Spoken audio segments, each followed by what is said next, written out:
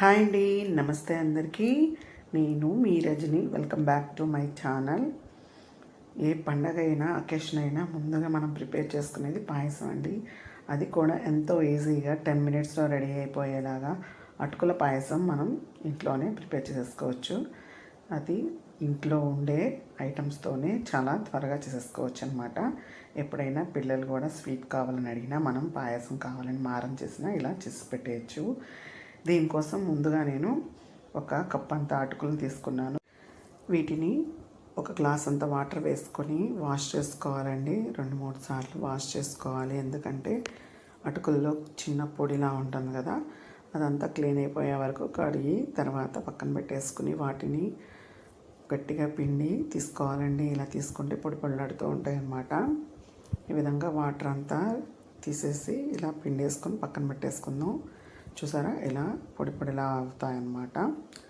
ఈ విధంగా అయిన తర్వాత పక్కన పెట్టేసుకుని స్టవ్ మీద ఒక గిన్నె పెట్టుకుందామండి. ఆ గిన్నెలో 1 కప్ అంత బెల్లం వేసుకుని, 1/2 కప్ అంత వాటర్ వేసుకొని బెల్లం కరిగే వరకు మనం వాటిని ఉడికించుకోవాలి.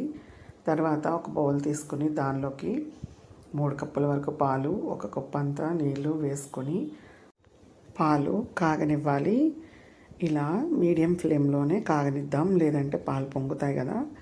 ఈ విధంగా కాగిన తర్వాత మనం ముందుగా తీసి పక్కన పెట్టుకున్నాం కదండి అటుకులు, ఆ అటుకుల్ని వేసుకోవాలి. అటుకులు వేసుకోగానే ఒకసారి కలుపుకోవాలి.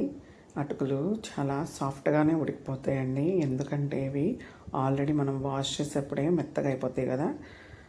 అటుకులు కూడా కొంచెం ఉడికిన తర్వాత మెత్తగా అయిపోతాయి అన్నమాట.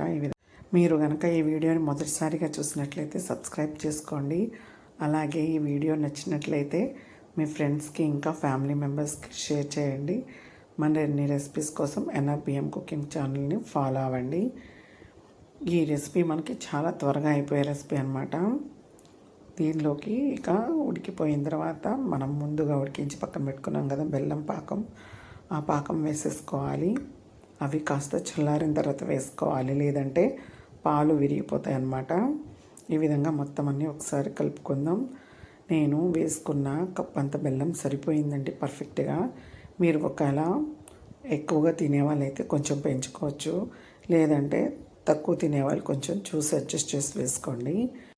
తర్వాత స్టవ్ మీద చిన్న పాన్ పెట్టుకొని కొద్దిగా నెయ్యి వేసుకోవాలండి. 1 స్పూన్ అంత నెయ్యి వేసుకొని దానిలో జీడిపప్పు పులుకులు ఇంకా కొంచెం కిస్మిస్ కూడా వేసుకోవాలి.